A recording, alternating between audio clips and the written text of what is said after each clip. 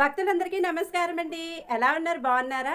ఇంకా ముందుగా చెప్పాల్సింది ఏంటంటే మీరందరూ మా ఛానల్ సబ్స్క్రైబ్ చేశారా? అలాగే బెల్ సింబల్ కూడా ప్రెస్ చేయండి, లైక్ చేయండి, షేర్ చేయండి. ఇప్పుడు చెప్పే విషయాలు ఏంటంటే ఆధ్యాత్మిక భక్తి విషయాలు మా ఛానల్లో ఉంటాయి. దేవాలయాలు, అలాగే స్థల పురాణాలు, భక్తి గీతాలు, అష్టోత్తర నామాలు, అలాగే సబ్స్క్రైబ్ చేసిన వాళ్ళందరికీ, లైక్ చేసిన వాళ్ళందరికీ, కామెంట్ పెట్టిన వాళ్ళందరికీ అందరికీ చాలా చాలా చాలా ధన్యవాదములు. ఎలా ఉంటున్నాయండి మా ఛానల్లో వచ్చే భక్తి విషయాలు? బాగుంటున్నాయా? మీ మనసులో హత్తుకుంటున్నాయా? గొప్ప గొప్ప విషయాలు ఇంకా ఇంకా నాకు తెలియాలని, అవన్నీ మీకు చెప్పాలని నేను అనుకుంటున్నాను. నమస్కారం. మీ శ్రేయోభిలాషి మహేశ్వరి. చదివి తిరుప్పావైని ఈ 30 పాశురములను కేవలముగా చదివినా అందరికీ ఆ భాష అర్థం కాదు కదండి. అందుకని అర్థం కాకుండా చదివినా, లేదు అర్థముతో ఆ వ్రతమును అనుసంధానము చేసినా, లేక కేవలము పైన ఉండేటటువంటి దాని అర్థాన్ని తెలుసుకోవడానికి ఆ వ్యాఖ్యానాన్ని చదివినా, విన్నా, చెప్పినా, ఆనాడు గోదాదేవి ఎటువంటి ఫలితాన్ని పొందిందో, ఎటువంటి ఫలితాన్ని పొందింది? శ్రీరంగనాథుడిలో ఐక్యాన్ని పొందింది. గోపికలు ఎటువంటి ఫలితాన్ని పొందారో, వాళ్ళు ఎటువంటి ఫలితాన్ని పొందారు? పరమేశ్వరుని నుంచి విడివడవలసినటువంటి అవసరము లేని నిత్య సంశ్లేషాన్ని అనుభవించారు. అటువంటి ఫలితాన్ని అందరూ అనుభవిస్తారు అని ఆ తిరుప్పావై అనేటటువంటి వ్రతానికి ఫలసిద్ధి చెప్పి, ఈ తిరుప్పావై వ్యాఖ్యానాన్ని ఎక్కడెక్కడ ఎవరెవరు వింటున్నారో, ఎవరెవరు చదువుతున్నారో, ఎవరెవరు చేస్తున్నారో, చూసి సంతోషిస్తున్నారో వాళ్ళందరికీ ఇహమునందు ఇది అది అని చెప్పనేలా, విద్యలో ఉన్న వారికి విద్యాభివృద్ధి, వ్యాపారములో ఉన్న వారికి వ్యాపారాభివృద్ధి, రాజ్యం చేసేటటువంటి రాజులకి రాజ్య విస్తీర్ణత, వివాహము కానటువంటి కన్యపిల్లలకి వివాహము, వివాహితలై ఋతుస్నానము చేసి ఉన్నటువంటి స్త్రీలకి గర్భధారణ జరిగి శ్రీకృష్ణ పరమాత్మ వంటి ఉత్తముడైనటువంటి కుమారుడు జన్మించడముతో సహా సమస్తమైనటువంటి కోరికలు ఈడేరతాయి అని ఫలసిద్ధి చెప్పి, ఇంత పరమ పవిత్రమైనటువంటి తిరుప్పావై అనబడేటటువంటి ఆఖ్యానము అని దీనిని పెద్దలు పూర్తి చేసి ఉన్నారు. హరి ఓం. ప్రపంచమంతటిలోనూ మణిపూస వంటి శ్రీవిల్లిపుత్తూరులో జన్మించినటువంటి గోదాదేవిట. ఏమిటి ఎందుకు అంత మాట వెయ్యడం అంటే, ఆ శ్రీవిల్లిపుత్తూరు ప్రపంచంలో మణి వంటిది అనడానికి ఒక రహస్యం ఉంది. మొట్టమొదట ఈ భూమి అంతా కూడా సముద్రంలో మునిగిపోతుంటే, ఆనాడు రాక్షసులు దీన్ని చాప చుట్టినట్టు చుట్టి పట్టుకుపోతుంటే, వరాహమూర్తి భగవానుడు నీళ్లల్లోకి ప్రవేశించి ఆ రాక్షసుల్ని దునుమాడి తన మూపురమున ధరించి భూమిని పైకెత్తారు. పైకెత్తిన తరువాత భూదేవిని పైకెత్తారు కాబట్టి భూమిని భరించారు కాబట్టి భూమి ఆయనకి భార్య, ఆయన భర్త. అందుకని ఆ భూమిని యథాస్థితిలో ఉంచి తన అవతార సమాప్తి చేసే ముందు భూదేవిని అడిగారు, నీకు ఇంకేమైనా కోరికుందా అని. అడిగితే భూదేవి ఆనాడు ఒక కోరిక కోరింది. స్వామి, నువ్వు ఇవాళ ఏ రూపంలో ఉన్నావో అదే రూపంతో నాతో కొంతకాలము పాటు గడపవలసినది అని అడిగింది. తప్పకుండా అలాగే గడుపుతానని ఆదివరాహమూర్తి అవతారములో ఉన్నప్పుడు భూదేవితో కలిసి దక్షిణ భారతదేశంలో ఇప్పుడు శ్రీవిల్లిపుత్తూర్ అన్న క్షేత్రము ఎక్కడుందో అక్కడ ఉన్న అడవులలో స్వామి భూదేవితో కలిసి తిరుగుతుండేవారట. భగవానుడు ఎక్కడ ఏ రూపంలో ఉన్న యోగులు గుర్తిస్తారు. అందుకని అవతారమును దాల్చి, అంటే అక్కడే ఉన్నాడా, అంతటా ఉన్నవాడు అక్కడ కనబడతాడు. ఇప్పుడు కరెంట్ ఉంది, కరెంటు ఇదంతా కరెంట్ ఉంది, తీగలంతా కరెంట్ ఉంది, కానీ ప్రస్ఫుటంగా ఎక్కడ కనపడుతోంది? ఈ లైట్ లో కనపడుతోంది. అంటే ఈ లైట్ లోనే కరెంట్ ఉందండి, ఆ తీగల్లో కరెంట్ లేదంటే ముట్టుకుంటే తెలుస్తుంది. అందుకని ముట్టుకోకూడదు. ఇక్కడ ఇలా దీపం ఉంది కాబట్టి ప్రస్ఫుటంగా తెలుస్తోంది విద్యుత్ ఉందని. అంత మాత్రం చేతి ఇదంతా లేదనే, ఆ వైరంతా ఉంది విద్యుత్తు. అలా ఒక్కొక్క నాడు భగవానుడు ఒక్కొక్క చోట అవతారమూర్తి ప్రస్ఫుటంగా కనపడతాడు. అలా ఆదివరాహమూర్తిగా ఆయన అరణ్యములలో సంచారము చేస్తున్నప్పుడు యోగులందరూ అక్కడికి చేరారు. చేరి వాళ్ళు భూదేవి సహిత ఆదివరాహ స్వామిని చాలా కాలము పాటు సేవ చేశారు. ఇలా ఈ విషయం తెలిసి మునులు, మహర్షులు, ఋషులు, యోగులు అన్ని లోకాల నుంచి అక్కడికి చేరిపోయారు. చేరిపోవడంలో అదొక పెద్ద పట్టణం అయిపోయింది. అదొక పెద్ద పట్టణం అయిపోయిన తర్వాత క్రమక్రమంగా ఆదివరాహమూర్తి యొక్క స్వరూపాన్ని చూసి ఆయన అవతార పరిసమాప్తి చేయవలసినటువంటి సమయం వచ్చింది. అందుకని ఋషుల నోటి వెంట ఒక మాట వచ్చింది, స్వామి నువ్వు ఆదివరాహమూర్తిగా కాకుండా వేరొక స్వరూపంతో కనపడు అని అడిగారు. అడిగితే ఆయన వెంటనే వటపత్రశాయిగా మారారు. మారి ఆ ఆదివరాహమూర్తి యొక్క స్వరూపం ఆ వైకుంఠనాథుడిలోకి చేరిపోయింది. చేరి ఆయన శ్రీవైకుంఠానికి వెళ్ళిపోయారు. భూదేవికి భూమి యొక్క అధిష్టాన దేవత అయినటువంటి భూదేవి కూడా ఆయన పాదముల దగ్గర కూర్చుని పాదములు ఒత్తుతూ ఉంటుంది. అలా వెళ్లిపోయే ముందు ఒక విచిత్రం జరిగింది. ఋషులందరూ అక్కడ ఉండి భగవానుడున్నాడని యాగాలు చేస్తుంటే వెంటనే అక్కడికి రాక్షసులు వచ్చారు. ఇవి రెండు ఎప్పుడూ చేరుతాయండి భగవానుడున్న చోట. అందుకే భగవానుడికి సూర్యుడు చంద్రుడు కళ్ళు. రాక్షసులు ఉంటారు, భక్తులు ఉంటారు ఒకే చోట. ఆ రాక్షసుల పట్ల సూర్యుడనే కన్నుతో చూస్తుంటాడు తేజోవంతంగా, భక్తుల పట్ల చంద్రుడనే కన్నుతో చూస్తుంటాడు ప్రశాంతంగా. అందుకే గోపికలు పూర్ణచంద్రుడి వంటి ముఖంతో ఉన్నారంటే భగవంతుని యొక్క అనుగ్రహాన్ని పొందారు వాళ్ళు. రాక్షసులు వచ్చి ఆ మహర్షుల్ని వేధిస్తున్నారు, రక్తమాంసాల్ని తెచ్చి యజ్ఞగుండాల్లో పడేస్తున్నారు. ఈ ఋషులందరూ ఆ అరణ్యంలో తిరుగుతున్నటువంటి ఆదివరాహమూర్తి పాదములు పట్టి ప్రార్థించారు, స్వామి నీ అవతార పరిసమాప్తి అయిపోతోంది, ఈ రాక్షసుల్ని దునుమాడమని. ఆయన అన్నారు, ఈ మాత్రం రాక్షసుల్ని దునుమాడడానికి నేను రావలసిన అవసరం లేదు, నా సుదర్శనాన్ని పంపిస్తున్నానన్నారు. వెంటనే చక్రం బయలుదేరి వచ్చింది. వచ్చి అందులో అన్నారు, ఆ వ్యాఖ్యానంలో ఒక విచిత్రమైన మాట రాశారు. అదిట ముందు ఎవరిని చంపిందంటేట ఆ రాక్షసుల యొక్క రథముల చక్రములను పడగొట్టిందిట. ఎందుకంటే మీరు చక్రాలు నేను చక్రాలు ఏమిటే, ఇన్ని చక్రాలు ఉండడానికి వీల్లేదు, ఒక చక్రమే ఉండాలని ముందు చక్రాలు పడగొట్టిందిట. రథాలు పడిపోతే వాళ్ళందరూ కింద పడ్డారట. కొన్ని కోట్ల మంది రాక్షసుల్ని సంహరించేసిందిట చక్రం. సంహరించేస్తే దాని నిండా రక్తం మాంసం అంటుకుపోయి మళ్ళీ స్వామి ధరించడానికి అనుకూలమైన స్థితిని పొందడానికి ఆనాడు ఆదివరాహమూర్తి వరుణుణ్ణి పిలిచారట. పిలిచి ఒకసారి చక్రం కడగాలి, ఇక్కడ ఏదైనా నీటిని ఏర్పాటు చేయమన్నారు. స్వామి సుదర్శనాన్ని కడగడానికి సామాన్యమైనటువంటి నీళ్ళేమిటి, గంగా యమునా సరస్వతుల్ని పిలుస్తున్నానని గంగా యమునా సరస్వతుల్ని పిలిచారట. అదే తిరుముక్కోళ తీర్థము అని శ్రీవిల్లిపుత్తూరులో తీర్థం ఏర్పడింది. అందులో సుదర్శనాన్ని కడిగారు. అందుకని ఆ తీర్థంలో స్నానం చేసినటువంటి వాళ్ళకి ఆధ్యాత్మిక జ్ఞానం వస్తుంది అంటారు. సుదర్శనం అంటే మంచి దర్శనము. సుదర్శనాన్ని కడిగారు కనుక దీనితో చూసేటటువంటి దర్శనం ప్రపంచాన్ని చూస్తుంది. ఇక్కడి నుంచి ఆంతరనేత్రంతో చూసేటటువంటి దర్శనం పరమాత్మని చూపిస్తుంది. అది సుదర్శనం కడగడం. అందుకని ఆ కోనేటిలో స్నానం చేస్తారు. సరే, ఆదివరాహమూర్తి తిరిగి వైకుంఠనాథుడిగా వెళ్ళిపోయారు. ఇక్కడ శేషసాయిగా ఆయన అంశ ఉండిపోయింది. అదే మున్నూరు దేవాలయం అని కృష్ణమూర్తి గుడి ఉండిపోయింది శ్రీవిల్లిపుత్తూరులో. అప్పటికి దాని పేరు శ్రీవిల్లిపుత్తూరు కాదు. వెళ్ళిపోయి ఉండగా ఒకనాడు భూదేవి ఆయన పాదములొత్తుతూ ఎందుకో ఒక ప్రశ్న వేసింది. స్వామి మీకు అనేక రకములైనటువంటి కైంకర్యములు జరుగుతుంటాయి కదా, పుష్పార్చన చేస్తారు, తులసితో అర్చన చేస్తారు, అభిషేకం చేస్తారు. అసలు ఈ అర్చనలన్నింటిలో మీకు ప్రీతిపాత్రమైన అర్చన ఏది అని అడిగింది. అడిగినది భూదేవి అడిగింది కనుక ఆయన అన్నారు, నాకు పుష్పార్చన ప్రీతి అన్నారు. పుష్పాలు ఎక్కడి నుంచి రావాలి? భూమిలోంచి రావాలి. అందుకని అడిగిన వాళ్ళని ప్రీతి చెందించడం ఆయన యొక్క కోరిక. అందుకని పుష్పములంటే నాకు ప్రీతి అన్నారు. పుష్పార్చన చేత ప్రీతి చెందుతానన్నారు. అసలు ఆయన అడిగిన పుష్పాలు బాహ్య పుష్పాలు కావు. అహింస ప్రథమం పుష్పం, పుష్పమింద్రియ నిగ్రహ, సర్వభూత దయా పుష్పం, క్షమా పుష్పం, విశేషత జ్ఞాన పుష్పం, ధ్యాన పుష్పం, తప పుష్పం తు సత్పమం, సత్యమష్ట విధం పుష్పం విష్ణో ప్రీతికరం భవేత్ అని ఆ పుష్పాలు. అందుకని ఆ పుష్పార్చన ఇష్టం అన్నారు. అయితే నేను పుష్పార్చన చెయ్యాలనుంది కొంతకాలం, మీకు ఎక్కడ జన్మించనని అడిగింది. అడిగితే నువ్వు కడుపున పుట్టవలసిన అవసరం లేదు, నాకు పుష్పార్చన చెయ్యడానికి పుడతానని అడుగుతున్నావు కనుక మన గరుక్మంతుని యొక్క అంశలో భట్టనాథులని ఒకరు జన్మిస్తారు, వారికి అయోనిజవై తులసి వనంలో నువ్వు దొరుకుదువుగానివి అని అభయం ఇచ్చారు. సరే, ఈలోగా ఆదివరాహమూర్తి యొక్క అవతారము పరిసమాప్తి కాగానే అక్కడున్న మహర్షులు ఋషులు అందరూ వెళ్ళిపోయారు. వెళ్ళిపోతే మళ్ళీ అది అడవి కింద ఉండిపోయింది. ఆ అడవిలో చిన్న కుగ్రామం ఒకటి ఏర్పడింది. దాని పేరు పుత్తూరు అని పిలిచేవారు. అక్కడ కండువు అనబడేటటువంటి పేరు కలిగినటువంటి వాడు, విల్లి అని పేరు కలిగినటువంటి వాడు, ఇద్దరు ఆటవికులు సోదరులు ఉండేవారు. వాళ్ళిద్దరూ రోజు జంతువుల్ని వేటాడి ఆ మాంసం తెచ్చుకు తినేవారు. వాళ్ళిద్దరూ ఒక రోజున ఒక పులిని వేటాడడానికని బయలుదేరారు. ఆ పులి పరిగెత్తింది ఒక గుహవేపు.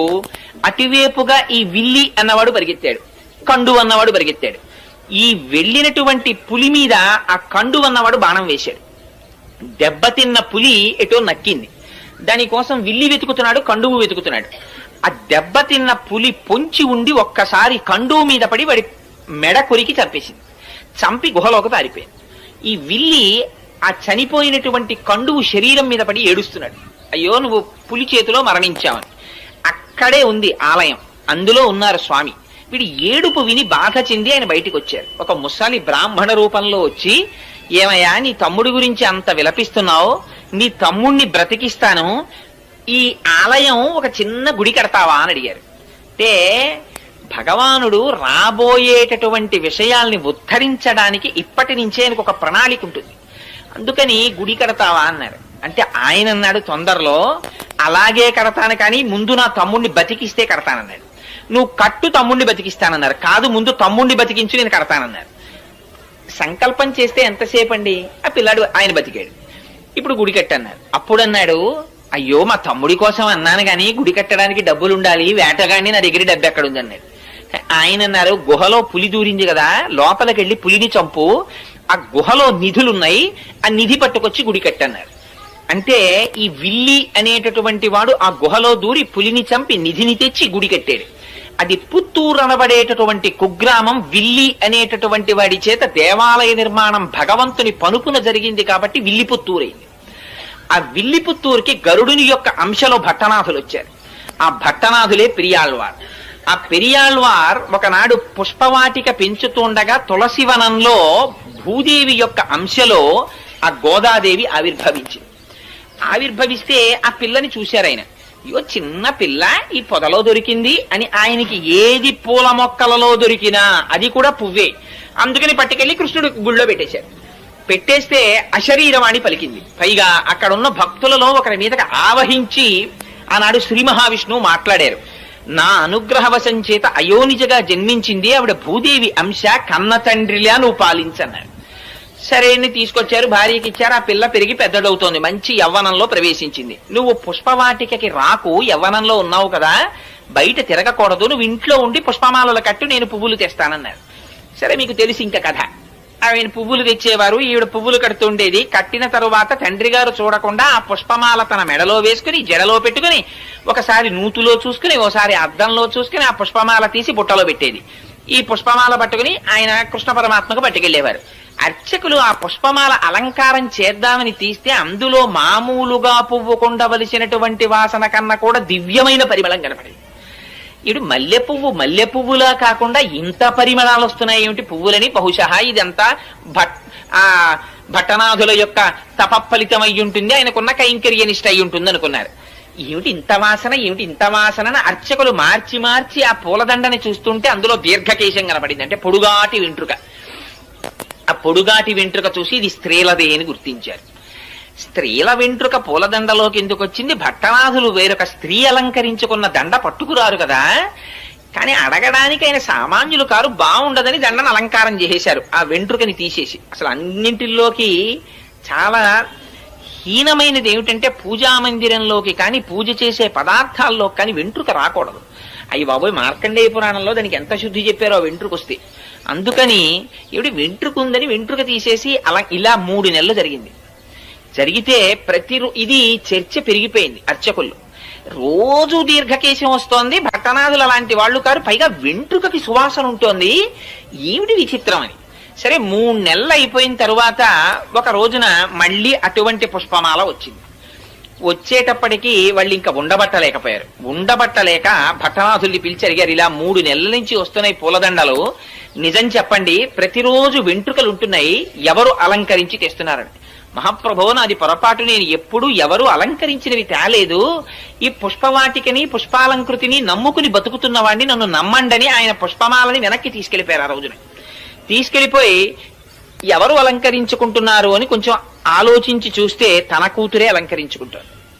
చూశారు, అమ్మా ఎంత తప్పు చేశావమ్మా, పరమాత్మకిచ్చే పుష్పహారాన్ని నువ్వు అలంకరించుకుని ఇస్తున్నావా, దానివల్ల నేను మాట పడ్డానమ్మా అని. ఆ రోజున ఆయన పట్టికెళ్ళడానికి పుష్పమాలలు లేవు, బయటికి వెళ్ళి చూస్తే పువ్వులు దొరకలేదు, బాధ పెట్టుకుని పడుకున్నారు.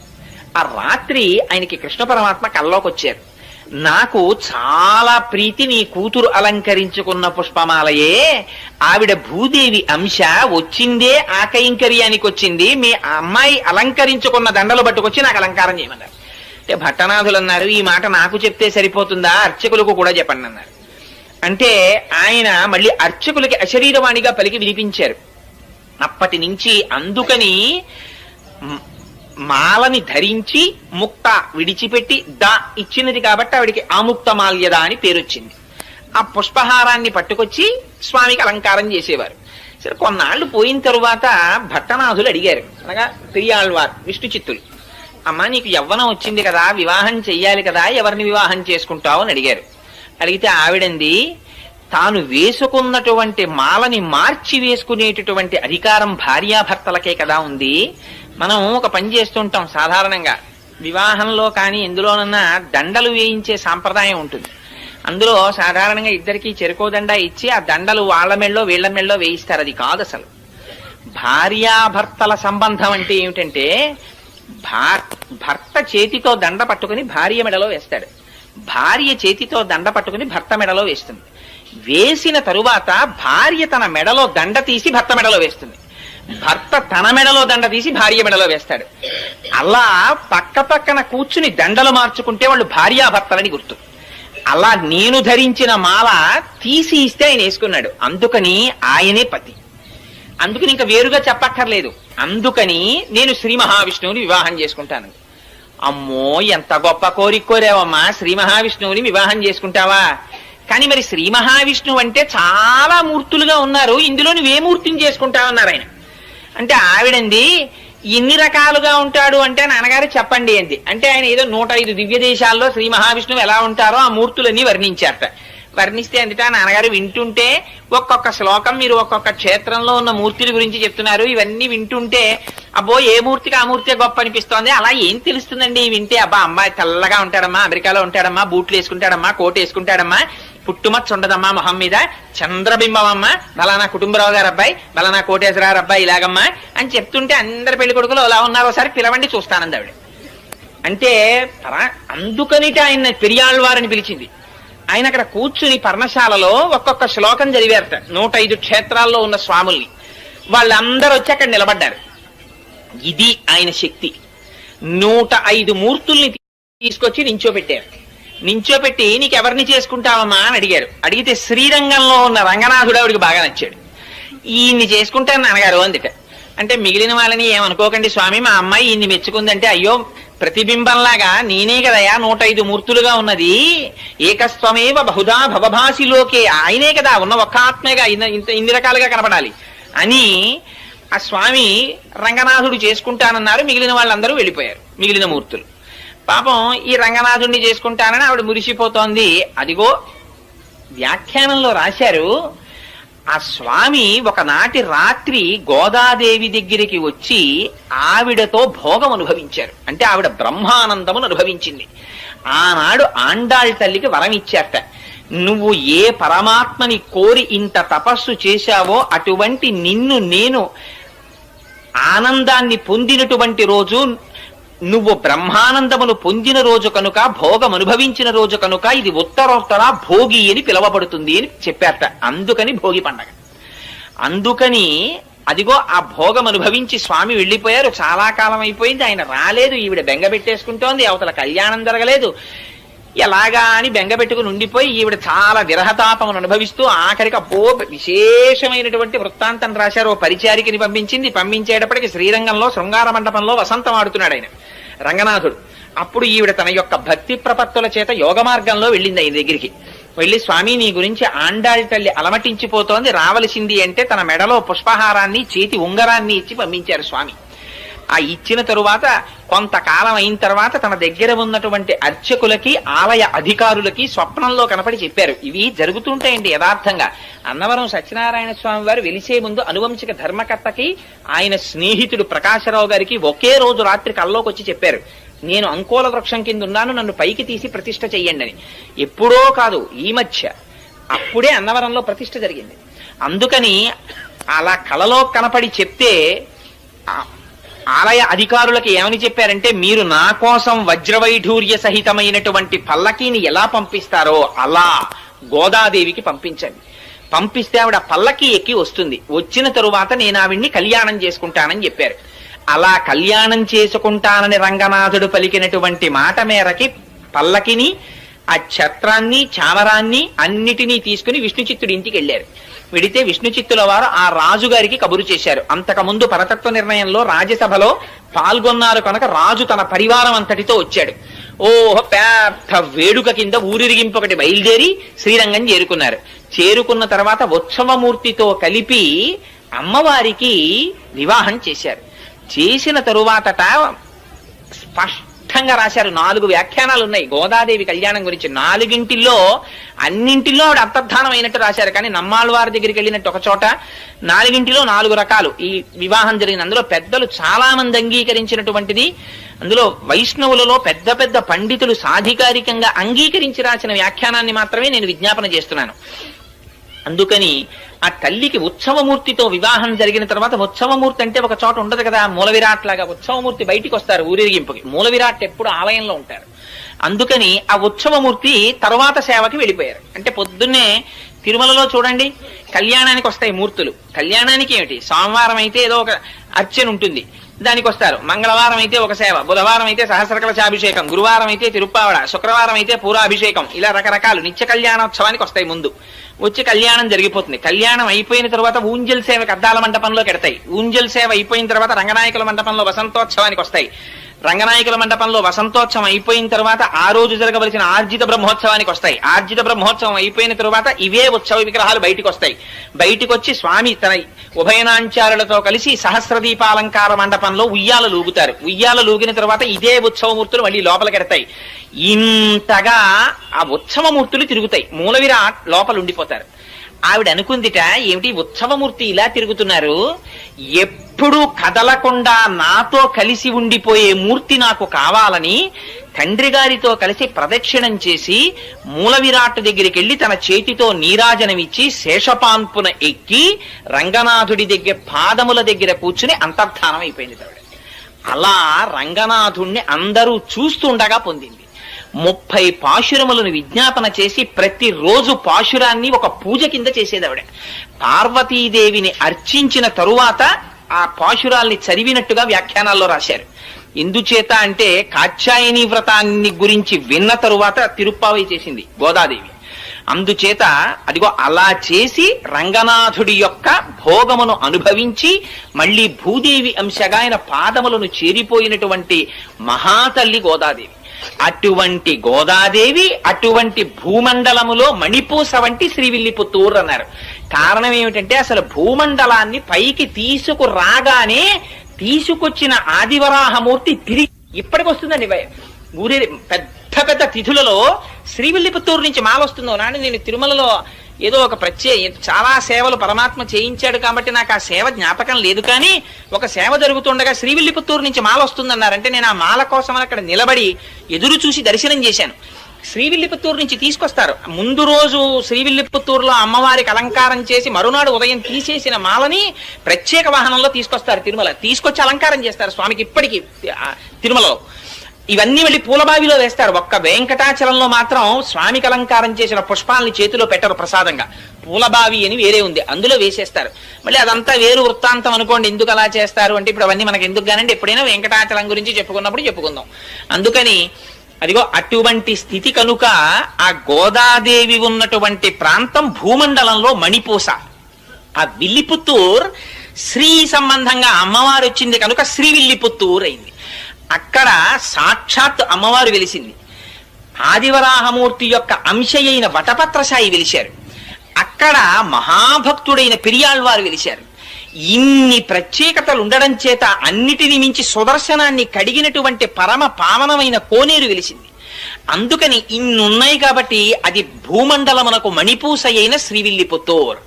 ఆ శ్రీవిల్లిపుత్తూరులో గోదాదేవి 30 పాశురములను కలిపి మాల కింద అల్లిందిట. అల్లి రంగనాథుడి మెడలో వేసిందిట. ఈ పాటలని పాడినా చదివినా నోము చేసినా బాహ్యార్థమును విన్నా చదివినా అదే ఫలితం అన్నారు. ఏమిటి పాటలకంత ప్రాముఖ్యత ఏమిటి? ఇవి కేవలం పాటలే కదా, 30 పాటలు. ఇది ఏమైనా వ్రతమా లేకపోతే ఏమైనా క్రతువు ఉందా? మరి ఎందుకు ఇంత గొప్పతనం వచ్చింది దీనికి అంటే అసలు దీన్ని బయటికి రావాలని తప్పించి ప్రాణాలు విడిచిపెట్టినటువంటి ఒక మహాపురుషుడు ఒక ఆయన ఉన్నాడు. అక్కడి లింకు తిరుప్పావైకి. ఎక్కడిదో తెలుసా అండి ఇది? నాథయామున మధ్యమాం అస్మదాచార్య పర్యంతాం వందే గురు పరంపరాం అని చదువుతారే. అందులో నాథముని అని ఒక ఆయన ఉన్నారు. ఆయన త్రికాలవేది, మహాయోగి. ఆయన ఒకనాడు చెప్పారు, నా కొడుకుకి కొడుకు మనవడిగా వస్తున్నారు. ఆయన ఆ మనవడు వైష్ణవ మతాన్ని అంతటినీ కూడా ఈ భూమండలం 4 చెరగలా వ్యాప్తి చేస్తాడు. అటువంటి కారణజన్ముడు పుడుతున్నాడు. ఆయనకి నేనే ఈ విష్ణు సంబంధమైనటువంటి పురాణాలు చెప్పాలని కోరికుంది అని చెప్పేవారు శిష్యులతో. కానీ పాపం ఆయనకి వృద్ధాప్యం వచ్చేసి శరీరం విడిచిపెట్టేస్తున్నారు. ఆయన కొడుకు ఈశ్వరముని అని ఆయన ఉత్తర భారతదేశం క్షేత్రాల్లో దర్శనం చేస్తుంటే రాత్రి కలలోకి వచ్చి కృష్ణ పరమాత్మ చెప్పారు, నేనే నీ కడుపున కొడుకుగా పుడుతున్నాను అని. ఆ ఉత్తర భారతదేశంలో ఉండగా కొడుకు పుట్టాడు కనుక యమునా నది ఒడ్డున పుట్టాడు కనుక యమునకి నాథుడు శ్రీకృష్ణుడు కనుక కృష్ణుడు స్వప్నములో చెబితే పుట్టాడు కనుక యామునుడని పేరు పెట్టారు. ఆయన మనవడిగా రావాలి, కానీ మనవడికి చెప్పుకోవాలి విద్యని తాతగారు కలవరించారు. కానీ ఈలోగా శరీరం పడిపోయింది. పడిపోతుంటే ఆయన ఏమన్నారంటే పుండరీకాక్షుడన్న శిష్యుణ్ణి పిలిచి, ఒరే నేను బ్రతికి ఉండడం లేదు నా మనవడు వచ్చే వరకు, అందుకని నువ్వు ఈ విష్ణు సంబంధమైనటువంటి విద్యనంతటినీ నా మనవడికి చెప్పు, నా దగ్గర నేర్చుకున్నావు కనుక అని చేతిలో చెయ్యించుకుని ప్రాణం వదిలేశారు. ఈ విరూపాక్షుడు కూడా పెద్దవాడైపోయేటప్పటికీ కూడా ఇంకా యామునాచార్యుల వారు తయారు కాలేదు. అందుకని ఆయన శరీరాన్ని విడిచిపెట్టేస్తూ తన శిష్యుడైనటువంటి శ్రీరామమిశ్రుణ్ణి పిలిచి చేతిలో చెయ్యించుకుని యామునాచార్యుల వారికి విద్య నేర్పమని ఆయన ప్రాణం విడిచిపెట్టేశారు. తీరా నిజంగా యామునాచార్యుల వారు పుట్టి పెరిగి పెద్దవారవుతున్న సమయంలో ఈశ్వరముని ప్రాణం వదిలిపెట్టేశారు. ఈ యామునాచార్యుల వారు చదువు నేర్చుకోవలసి వస్తే ఇంత ఏర్పాటు చేస్తే చిట్ట చివరికి కాంచీ నగరానికి వెళ్ళి అక్కడ ఒక మహానుభావుడు ఉండేవాడు, మహాభాష్య భట్టు అని. ఆయన దగ్గర చదువు నేర్చుకుంటున్నారు. ఎంత చిత్రం జరిగిందంటే ఆ కాంచీ పట్టణాన్ని ఏలేటటువంటి రాజు ఒక ఆయన ఉండేవాడు. ఆయన దగ్గర ఒక పెద్ద ఆస్థాన పండితుడు ఉండేవాడు. ఆయన పేరు విద్వజ్జన కోలాహలుడు. ఆ విద్వజ్జన కోలాహలుడు దేశంలో ఎవరినైనా ఓడించాడు విద్యలో. ఆయన అందుకని రాజుగారిని అడిగాడు, నాకు అందరిలా నువ్వు గ్రామాలు అవి ఇస్తే కుదరదు, అగ్రహారాలును, పండితుల దగ్గర పన్నులు వసూలు చేసుకో బతుకుతాను నేను, ఎందుకని ఆ పండితులు నాతో ఢీ కొట్టలేకపోయారనడానికి గుర్తుగా. సరే అలా వసూలు చేసుకోమని శాసనం చేశాడు రాజు. ఆ విద్వజ్జన కోలాహలుడు అందరి దగ్గర పన్నులు వసూలు చేసేవాడు. పండితుడు అన్నవాడు అందరు పన్ను కట్టాలి ఆయనకి, ఎందుకంటే ఆయన ఓడించలేరు కనుక. యామునాచార్యులు వారు చిన్న పిల్లాడిగా మహాభాష్య భట్టు దగ్గర చదువుకుని వీధరుగు మీద కూర్చొని సంధ్యావందనం చేస్తున్నారు. ఆ రోజున సైనికులు వచ్చి ఈ మహాభాష్య భట్టు గురించి చాలా తక్కువ చేసి మాట్లాడారు. పన్ను కట్టలేదు విద్వజ్జన కోలాహలుడికి, తీసుకెళ్లి కారాగారంలో బారేస్తాం. గురువుగారు ఇంట్లో లేరు. యామునాచార్యులు వారు అడిగారు, ఎందుకు కట్టాలరా మీకు పన్నుని అంటే, మా గురువు గారు విద్వజ్జన కోలాహలుడు, ఆయన ముందు ఏ పండితుడు నిలబడలేరు, మీ గురువు గారు నిలబడలేకపోయారు, అందుకు పన్ను కట్టాలన్నారు. అంటే ఈయనన్నారు, యామునాచార్యుల వారు చిన్న పిల్లాడండి, 7 ఏళ్ళో 8 ఏళ్ళో ఉంటాయి అప్పటికి ఆయనకి. ఆయన అన్నారు, మా గురువు గారు మీ గురువు గారికి పన్ను కట్టడం ఏమిట్రా, కట్టడు, అంత అహంకరించున్నాడా మీ గురువు, నేను 2 శ్లోకాలు ఇస్తున్నాను, వీటిని పట్టుకెళ్ళి మీ గురువుకు చూపించని ఓ తాళపత్రాన్ని తీసి దాని మీద 2 శ్లోకాలు రాసి ఇచ్చారు. నేను పండితుణ్ణి కాను, నేను కవిని కాను, నేను వినయము చేత సుసంపన్నుణ్ణి, కానీ ఎదురు తిరిగిన వాళ్ళ కొమ్ములు విరిచేసే మేటిగండి అని పద్యాలు రాశారు. అసలు ఇది పట్టుకెళ్ళి విద్వజ్జన కోలాహలుడికి చూపించారు. చూపిస్తే ఆయన ఆశ్చర్యపడి, ఎవడరా బుడతాడో నా మీద ఇంత పద్యాలు రాశాడా, వాడిని తీసుకురండి అన్నారు. అంటే భటులు వెళ్ళారు. వెళ్ళి ఏదో ఈడ్చుకొస్తామని పెడితే ఆయన అన్నాడు, పండితుడికి పండితుల పట్ల ప్రవర్తించే విధానమే తెలియని దౌర్భాగ్య దేశం రా ఇది, ఇలాగా ఎదిరించిన పండితుడిని తీసుకెళ్దాం, గౌరవంతో తీసుకెడితే వస్తానని చెప్పు మీ గురువుకి అన్నారు. ఇవిట చిన్న పిల్లాడేమిటి ఇలా మాట్లాడడం ఏమిటని పల్లకి పంపించారు రాజుగారు. ఎక్కించి వస్తున్నారు. రాత్రి రాజుగారు రాణిగారితో కలిసి పడుకునో మాట అన్నారట, ఎంత చిత్రమో చూసావా, ఇన్నాళ్ల నుంచి విద్వజ్జన కోలాహలుణ్ణి ఎదిరించిన వాడు లేడు, ఇన్నాళ్లకు బుడతడు ఎదిరిస్తున్నాడు. అంటే ఆవిడెందుట ఏమో బుడతడని ఎందుకు అనుకోవాలి, ఏ పుట్టలో ఏ పాముందో, మీ దగ్గర ఇన్నాళ్ల నుంచి ఉన్న రాజగురువు ఓడిపోయే రోజు దగ్గరికి వచ్చిందేమో అంది. అంటే ఆయన అన్నట్ట, ఎంత మాట అన్నావు, విద్వజ్జన కోలాహలుడు ఓడిపోవడమా, అలాగే ఓడిపోతే నేను ఒక్కనాటికి ఊహించలేను అన్నాడు. అంటే భార్య ఏంది, ఏమి ఎందుకు ఊహించలేరు, గెలిస్తే ఏమి ఇచ్చేస్తానని, అర్ధరాజ్యం ఇచ్చేస్తాను ఆ పిల్లాడికి అన్నాడు. సరే చూడండి ఆ పిల్లాడు గెలుస్తాడని. మరునాడు ఆ పిల్లాడు దిగాడు పల్లకీలోంచి. ఆయన కర్మ ఏమిటో విద్వజ్జన కోలాహలుడికి ఒక్క విషయం జ్ఞాపకానికి రాలేదు. ఆ రోజు వాదనలో ధియోయోన ప్రచోదయాత్, అహంకారం చేత అజ్ఞానం చేత ఆవరించి ఉన్న విద్య నశించిపోతుంది. ఆ భగవంతుని యందు శిరస్సు వంచడం తగ్గిపోయి ఇదంతా నా ప్రజ్ఞ అని ఇలా చూపించుకోవడం మొదలు కాగానే మేఘాలు కమ్మినట్టు కమ్ముతుంది పొర. ఆవిడ అనుగ్రహం ఒక్కసారి వెనక్కి వెళ్ళిందా ఇప్పటి వరకు నేను పండితుడిని అన్న వాడికి స్ఫురత్ పోతుంది. ఆ టైంకి అది జ్ఞాపకం రాదు, చాలు వాడు బ్రతుకు. ఇక వేదిక మీద అంతకన్నా భయంకరమైన స్థితి ఇంకోట్లేదు. స్ఫురత్ ఆవిడ, ప్రచోదయాత్ ఆవిడ. అందుకని జ్ఞాపకానికి రాలేదు, ఓడిపోయాడు. రాజు సంతోషంగా అర్ధరాజ్యం ఇచ్చేశాడు యమునాచార్యుల వారికి. చిన్న పిల్లాడు, రాజ్యం వచ్చింది, హాయిగా పాలించుకుంటున్నాడు. యుక్త వయస్సు వచ్చేసింది, పెళ్లి చేసేసుకున్నాడు, బయటికి రాడు, సంతోషంగా కాలం గడిపేస్తున్నాడు. ఇక్కడ ఈ శ్రీరామమిశ్రుల వారు ఆయన ముందున్నటువంటి పుండరీకాక్షుడి యొక్క గురువు గారైనటువంటి పాపం ఆయన ఇచ్చినటువంటి మాట మేరకి ఆ నాథమునుల యొక్క కోరిక తీర్చడానికి ఈ కుర్రాడికి వైష్ణవ మంత్రాన్ని వైష్ణవ విజ్ఞానాన్ని అందించాలని చెప్పి పాపం ఈయన కూర్చున్నాడు. ఈయన బయటికి రాడు, ఆయన ముసలాడైపోతున్నాడు. ఎలాగరా ఈ పిల్లాన్ని రక్షించడం అని రోజు వెళ్ళి రాజుగారిని అడిగేవాడు. రాజుగారిని ఒక్కసారి దర్శనం ఇప్పించండి. అడిగితే దర్శనం కుదరదు, నేను చాలా ఇబ్బందిలో ఉన్నాను, ఇప్పుడు చాలా రాచ వ్యవహారంలో ఉన్నాను, వెళ్ళిపోమనేవాడు. తిరిగి తిరిగి తిరిగి తిరిగి విసిగి వేసారిపోయి ఆయన ఒక రోజున పూజ చేస్తూ రంగనాథుడికి చెప్పుకున్నారు కళ్ళనీళ్లతో. మా గురువులు మహానుభావుడు ఆ నాథమునులు చెప్పారు, నా మనవడు వస్తున్నాడు, వాడు వైష్ణవ మతాన్ని నిలబెడతాడన్నారు. ఆ పిల్లాడు రాజు అయిపోయి అసలు నా మొహమే చూడటం లేదు, ఇంకా నేను చెయ్యగలిగింది ఏం లేదు, శ్రీరంగనాథ ఏమైనా ఉంటే నువ్వే చూసుకో అన్నారు. అంటే పూజా మందిరంలో మాటలు వినపడ్డాయి. అంత బెంగెట్టుకోకోయ్, నీ ఇంటి పక్కనే ముళ్ళ ముస్తె కూర ఉంది కదా, రోజు బట్టికెళ్ళి ఆ వంటశాలలో ఇమ్మన్నారు. అంటే ముళ్ళ ముస్తె కూర అని నీటి పక్కన పెరుగుతుంది, ఆ కూర రోజు తింటే విడిచిపెట్టకుండా ప్రతిరోజు తినాలి. తింటే ఏమవుతుందంటే విషయభోగముల మీద ఆ లంపటం వదిలిపోయి వైరాగ్యం వస్తుంది ఆ కూర తింటే, దానికి ఆ లక్షణం ఉంది. అందుకని ఆ ముళ్ళ ముస్తె కూర పట్టుకెళ్లి పాపం రోజు ఈయన ఈ శ్రీరామమిశ్రుల వారు వంటశాలలో ఇచ్చి రాజుగారికి పెట్టమనేవాడు.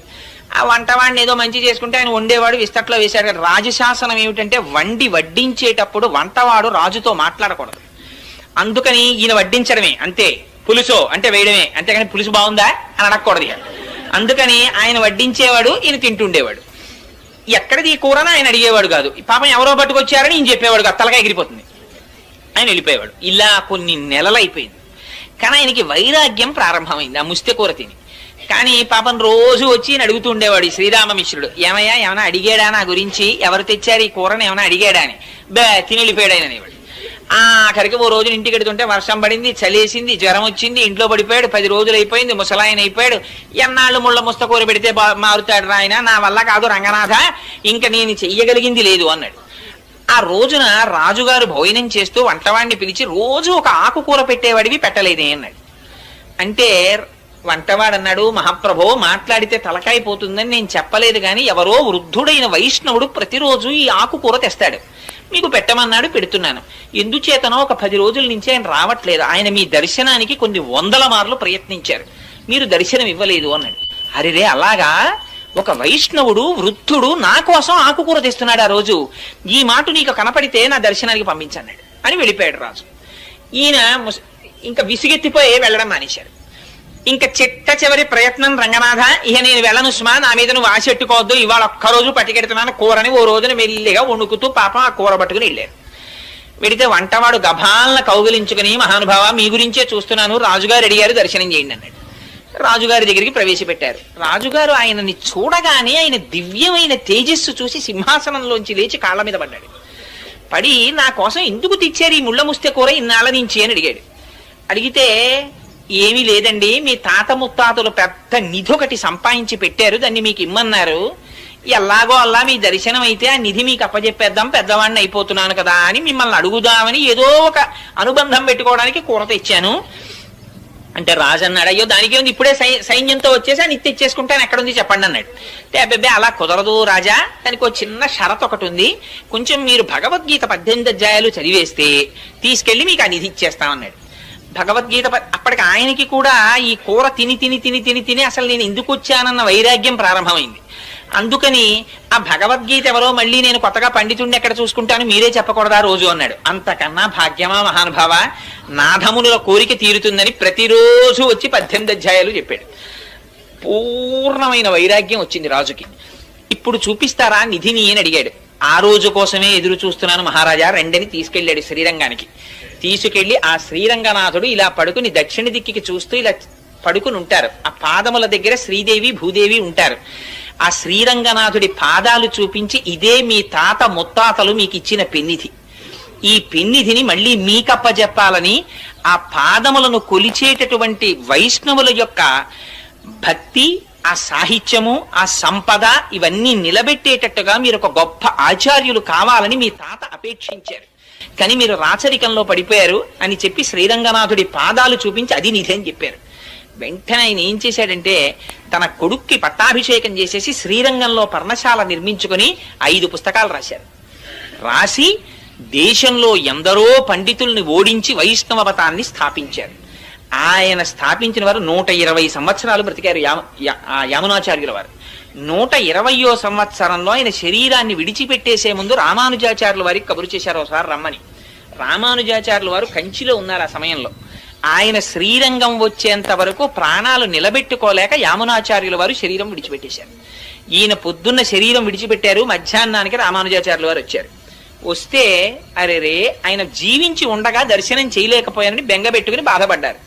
బాధపడి ఆ భౌతిక కాయాన్ని తిప్పడంలో కుడి చేతి 3 వేళ్లు ఇలా ముడుచుకుపోయి కనపడ్డాయి యామునాచార్యుల వారు. అదేమిటి ఈయన బతికున్నప్పుడు కూడా ఇలాగే వేళ్లు ముడుచుకుని ఉండేవా అని అడిగారు. అడిగితే ఏమో తెలియదు, అలా ఉండేవి కావు, చేతులు బాగానే ఉండేవి, ఎందుకో చచ్చిపోయిన తర్వాతే ఈ 3 వేళ్లు ముడుచుకున్నాయన్నారు.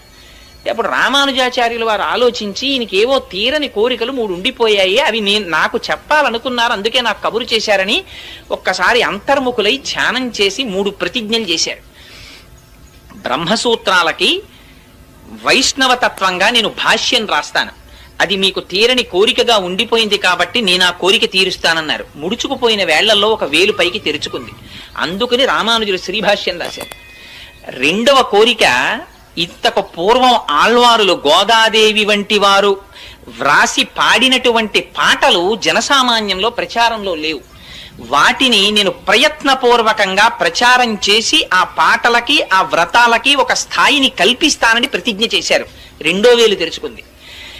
మళ్ళీ మీకులా బెంగ పెట్టుకుని విడిచిపెట్టకుండా ఈ పీఠానికి నేను ఉండగానే సమర్థుడైనటువంటి ఉత్తరాధికారిని నియమిస్తానని ప్రతిజ్ఞ చేశారు. 3వ వేలు తెరుచుకుంది.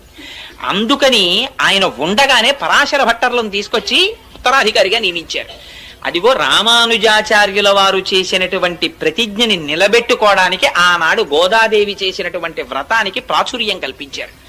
కల్పించి అది యామునాచార్యుల వారికి ఉండిపోయిన కోరిక, అది శ్రీ మహావిష్ణువు యొక్క సంకల్పం. ఇటువంటి వ్రతం కలియుగంలో అందరికీ అందాలి అని. అందుకని అదిగో అందుచేత ఫలస్థుతి పాశురం దగ్గరికి వచ్చేటప్పటికి అంత చిత్రమైన మాట మాట్లాడారు. భూమండలంలో మణిపూస వంటి శ్రీవిల్లిపుత్తూరులో జన్మించినటువంటి నిత్యము తులసిమాలలు ధరించేటటువంటి భట్టనాథుడు. నిత్యం తులసిమాలలు ధరించేటటువంటి వారు అంటే శ్రీ మహావిష్ణువు యొక్క నాభికమలంలోంచి బ్రహ్మగారు ఆవిర్భవించారు. బ్రహ్మగారు ఆవిర్భవించినటువంటి మొట్టమొదటి తామర పువ్వు శ్రీ మహావిష్ణువు యొక్క నాభిలోంచి వచ్చింది. ఆ తామర పువ్వు యొక్క మూలము అంటే ఆ గింజ శ్రీ నారాయణుడు. అందుకని నారాయణ స్వరూపంగా మెడలో తులసిమాలలు వేసుకుంటారు. అంతటి మహాభక్తుడైనటువంటి విష్ణు చిత్తుల యొక్క కుమార్తెగా వచ్చిన గోదాదేవి అనడంలో ఆ శ్రీవిల్లిపుత్తూరుని, ఆ గోదాదేవిని, ఆ భూదేవిని, ఆ ఆదివరాహమూర్తిని, యామునాచార్యుల్ని, రామానుజుల్ని, వారి కోరికని ఇన్నింటిని జ్ఞాపకం చేస్తున్నారు. అందుకొని వచ్చినటువంటి ఈ తిరుప్పావైని ఈ 30 పాశురములను కేవలముగా చదివినా అందరికీ ఆ భాష అర్థం కాదు కదండి. అందుకని అర్థం కాకుండా చదివినా, లేదు అర్థముతో ఆ వ్రతమును అనుసంధానము చేసినా, లేక కేవలము పైన ఉండేటటువంటి దాని అర్థాన్ని తెలుసుకోవడానికి ఆ వ్యాఖ్యానాన్ని చదివినా, విన్నా, చెప్పినా, ఆనాడు గోదాదేవి ఎటువంటి ఫలితాన్ని పొందిందో, ఎటువంటి ఫలితాన్ని పొందింది? శ్రీరంగనాథుడిలో ఐక్యాన్ని పొందింది. గోపికలు ఎటువంటి ఫలితాన్ని పొందారో వాళ్ళు ఎటువంటి ఫలితాన్ని పొందారు? పరమేశ్వరుని నుంచి విడివడవలసినటువంటి అవసరము లేని నిత్య సంశ్లేషాన్ని అనుభవించారు. అటువంటి ఫలితాన్ని అందరూ అనుభవిస్తారు అని ఆ తిరుప్పావై అనేటటువంటి వ్రతానికి ఫలసిద్ధి చెప్పి ఈ తిరుప్పావై వ్యాఖ్యానాన్ని ఎక్కడెక్కడ ఎవరెవరు వింటున్నారో, ఎవరెవరు చదువుతున్నారో, ఎవరెవరు చేస్తున్నారో, చూసి సంతోషిస్తున్నారో వాళ్ళందరికీ ఇహమునందు ఇది అది అని చెప్పనేలా విద్యలో ఉన్న వారికి విద్యాభివృద్ధి, వ్యాపారములో ఉన్న వారికి వ్యాపారాభివృద్ధి, రాజ్యం చేసేటటువంటి రాజులకి రాజ్య విస్తీర్ణత, వివాహము కానటువంటి కన్యపిల్లలకి వివాహము, వివాహితలై ఋతుస్నానము చేసి ఉన్నటువంటి స్త్రీలకి గర్భధారణ జరిగి శ్రీకృష్ణ పరమాత్మ వంటి ఉత్తముడైనటువంటి కుమారుడు జన్మించడముతో సహా సమస్తమైనటువంటి కోరికలు ఈడేరతాయి అని ఫలసిద్ధి చెప్పి ఇంత పరమ పవిత్రమైనటువంటి తిరుప్పావై అనబడేటటువంటి ఆఖ్యానము అని దీనిని పెద్దలు పూర్తి చేసి ఉన్నారు.